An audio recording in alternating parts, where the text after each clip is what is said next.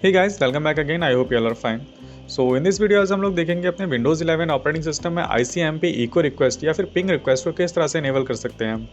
Actually कई बार होता ही है कि Windows 11 by default ping request जो होती है वो डिसेबल होती है, जिसकी वजह से होता ही है कि जो हमारे नेटवर्क में कनेक्टेड सिस्टम है उनसे अगर हम अपने विंडोज़ को पिंग कराना चाहें तो हमें पिंग का रिप्लाई नहीं मिल पाता है। सो इसके लिए चलिए पहले एक बार ट्राई करते हैं कि हमारे विंडोज़ में रिप्लाई मिल आ रहा है या नहीं है। तो हम लोग अपना टर्मिनल पर आते हैं और यहाँ पर ifconfig कमांड एग्जीक्यूट करते हैं और चेक करते हैं कि हमारे सिस्टम का IP एड्रेस क्या है। तो अभी मेरे सिस्टम में ये 192.168.186.143 है। तो अभी हम अपने नेटवर्क से कनेक्टेड कंप्यूटर से देखते हैं कि क्या हमें इसका रिप्लाई आ रहा है या नहीं। सो अभी हम लोग अपने दूसरे सिस्टम पे जो कि हमारे नेटवर्क से कनेक्टेड है और यहाँ से अगर हम लोग टर्मिनल पर चेक करें पिंग करके तो हमें यहाँ पर कोई भी रिप्लाई नहीं मिल रहा है और इसकी जगह हमें रिक्वेस्ट टाइम आउट आ रहा है। तो आगे देखते हैं कि हम इसको किस तरह से अपने विंडोज़ 11 में इनेबल कर सकते हैं। तो इसके लिए हमें अपने फायरवॉल सेटिंग में जाना है और अगर चाहें तो हम कमांड लाइन से सीधे firewall.cpl लिख कर भी जा सकते हैं। सो यू कैन सी अब हम लोग अपने फायरवॉल सेटिंग में हैं। यहाँ पर हमने एडवांस सेटिंग में जाना है। तो when we click on the advance link हमारे पास में Windows Defender firewall advance security का एक विंडो ओपन हो जाती है। यहाँ पर हमने इनबाउंड रूल्स के अंदर जाना है और थोड़ा सा स्क्रॉल करके हमें यहाँ पर file and printer sharing echo request ICMPv4 को यहाँ पर सर्च करना है। तो जैसे कि आप देख सकते हैं ये रूल अब आपके सामने है। तो हमने इस रूल पर अब राइट क्लिक करके सिंपल इसे इनेबल कर देना है। आप प्राइवेट और डोमेन आप दोनों में इनेबल कर सकते हैं।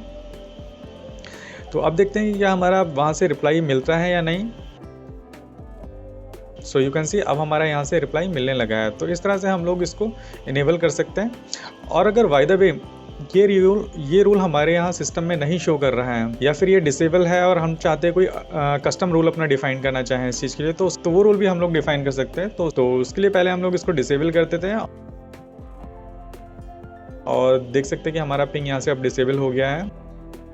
तो कस्टम रूल बनाने के लिए हमने इनबाउंड रूल पर जाना है और वहाँ पर राइट क्लिक करके न्यू रूल पर सेलेक्ट करना है। तो हमारे लिए एक न्यू रूल के लिए विंडो ओपन हो जाती है। अब यहाँ पर हमने कस्टम को सिलेक्ट करना है and click on the next button. Now यहाँ पर ऑल प्रोग्राम पर चेक रहने देना है। अब यहाँ पर हमारे पास प्रोटोकॉल स्टेप दिया हुआ है। यहाँ पर हमने ICMPv4 को सिलेक्ट कर लेना है ड्रॉप डाउन में and click on the next button. यहाँ पर हम लोगों के कुछ IP रूल्स दिए हैं तो हमने यहाँ पर एनी और एनी को ही सिलेक्ट करके अगेन नेक्स्ट पे क्लिक कर देना है और यहाँ अलाउ कलेक्शन को ही इनेबल रहने देना है and click on the next button. और यहाँ पर हमने default setting domain private public रहने देना है और यहाँ पर हम लोग अब इसका कोई भी नेम दे सकते हैं। सपोज मैं अपने केस में यहाँ पर इसका नेम दे रहा हूँ echo ping ICMPv4 and click on the finish button. तो अब हमारा एक नया रूल यहाँ पर क्रिएट हो चुका है जो कि हमारे टॉप में लिस्टेड हो रहा है और वो भी इनेबल है। तो अभी देखते हैं कि क्या हमारे वहाँ से पिंग आ रहा है या नहीं। सो यू कैन सी यहाँ से भी हमारा पिंग आना शुरू हो गया है। तो चाहें तो हम लोग इस तरह से कस्टम रोल भी डिफाइन कर सकते हैं। अगर हम लोग यहाँ से इसे डिसेबल कर देते तो अगेन हमारा वहाँ से पिंग भी ऑफ हो जाता है। यू कैन सी है तो इनेबल कर देते हैं इसको और यहाँ पर पिंग हमारा इनेबल हो जाता है। तो इस तरह से हम लोग अपने कस्टम रूल को यहाँ पर डिफाइन कर सकते हैं। I hope this video would be informative and helpful for you. Thank you so much for your valuable time and your love and support.